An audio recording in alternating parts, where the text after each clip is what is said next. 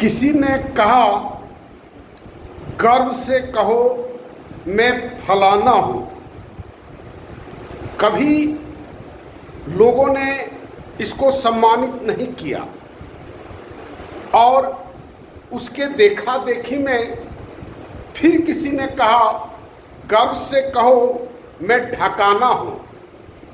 फिर कहा लोगों ने, गर्व से कहो मैं टिकाना हूँ। और इस तरह से गर्व से कहने की एक परिपाटी चल गई और किसी ने हिम्मत नहीं किया ये कहने का कि गर्व से कहो मैं मनुष्य हूँ। मनुष्य ही वास्तविक अस्तित्व है और जिसको हम जीते हैं, जिसको हम जानते हैं, जिसके साथ हमारा खून और हड्डी और नस और भेन का संबंध है, उसको किसी ने आज तक ऐलान नहीं किया कि गर्व से कहो मैं मनुष्य हूँ। और उसका दुष्परिणाम आप देखेंगे कि कितने स्तर पर मानसिक विक्षिप्तता छाई हुई है। लोगों ने मनुष्य होने से सबसे बड़ा भय महसूस किया, ईश्वर होने की बात कह दिया। जो इसको बहकाओ, एक ऐसा चीज दे दो जो जिसको अचीव नहीं कर सकता है, इसलिए वह निराश होकर के बैठ जाएगा और छोड़ देगा, मनुष्य होना ही छोड़ देगा। ये विषय ही नहीं है, ये सब्जेक्ट ही नहीं है, ये सिलेबस में है ही नहीं।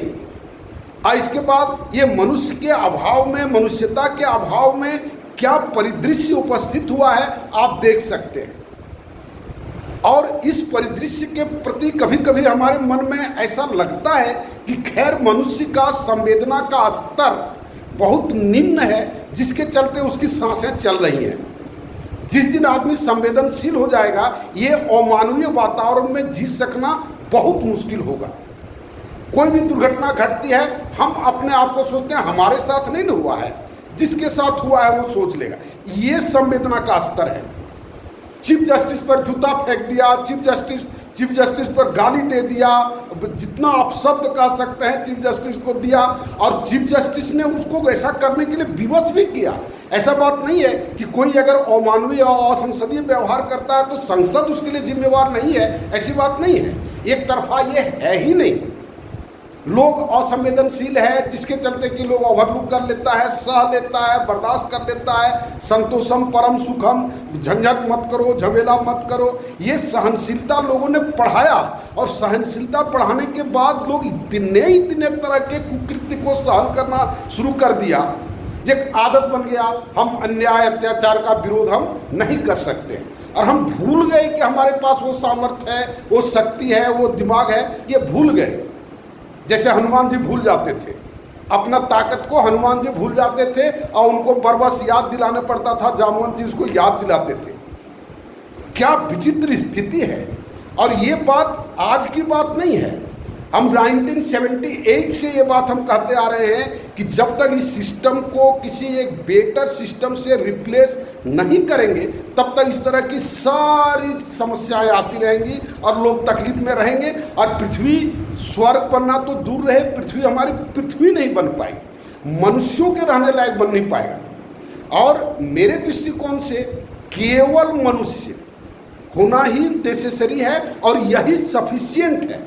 मनुष्य से लोग घबराया, पूरा पृथ्वी मनुष्य घबराया है। जब भी कोई एक मनुष्य पैदा होता है तो तुरंत उसको लोग ईश्वर बना देता है ताकि बाकी मनुष्य उसका अनुकरण न करने लगे, बाकी मनुष्य उसके रास्ते पर चलना न शुरू कर दे। पता नहीं ये षड्यंत्र कहाँ से आता है, क्यों आता है, किस कारण से आता है। मेरे तर्क में ये सब सारी बातें नहीं आती हैं। और जितनी तरह की घटनाएं आप देखें, जितने तरह का मूल्यों का अवपतन आप देखें, ये सारी मनुष्य और मनुष्यता का अभाव के कारण हुआ है। उपाय क्या है? सबसे पहला उपाय है इसके प्रति संवेदनशील होना।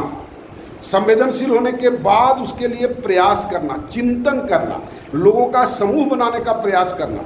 क्योंकि मनुष्य को जैसे भी हो जीना पड़ेगा, जैसे भी हो मर करके भी जीना पड़ेगा। क्योंकि मरने के बाद हम जिएंगे अपने बेटा के माध्यम से, हमारा बेटा जिएगा हमारा पोता के माध्यम से। हम किसी न किसी स्तर से मर करके भी जीते रहते हैं। हमारे धर्मशास्त्रों में भी कितना पूर्वजों को हम लोग देते हैं वो क्या कौन होता है जो तर्पण करते हैं। ये क्या कंसेप्ट है? वही संवेदना को बनाए रखने का वो कंसेप्ट है, ताकि हम अतीत के साथ भी जुड़ करके रह सकें और आने वाले भविष्य के पीढ़ियों की भी हम चिंता कर सकें। ये हमारे धर्मशास्त्रों का जो मूल्य है, ये मूल्य को लोग किस स्तर से जीते हैं, किस स्तर से सोचते हैं, ये देखिएगा आप तो आपको पता चलेगा। और इन सब बातों को करने से लोग कहेगा कि धर्म विरोधी आदमी है, धर्म विरोधी आदमी कहेगा। लोगों का जो मूल्यांकन है उपहास्यास्पद है। हम बहुत लोगों से मिलते हैं, बहुत लोगों से बात करते हैं और जीवन भर लगभग किए हैं। हमको आश्चर्य लगता है कि लोगों का मूल्यांकन का स्केल क्या है, किस नॉर्म के तहत लोग किसी चीज़ का लोग मूल्यांकन करते हैं। और इन सब बातों को ध्यान में रख करके हमने रोज़ ये बात हम कहते हैं कि एक न्यू सोशल सिस्टम हम बनाए हैं और सबकी बातों की चिंता है। अध्यात्म की भी चिंता है, मनुष्यता की भी चिंता है, समाज की भी चिंता है, सारी चीज़ों की चिंता है, सबका सोल्यूशन है।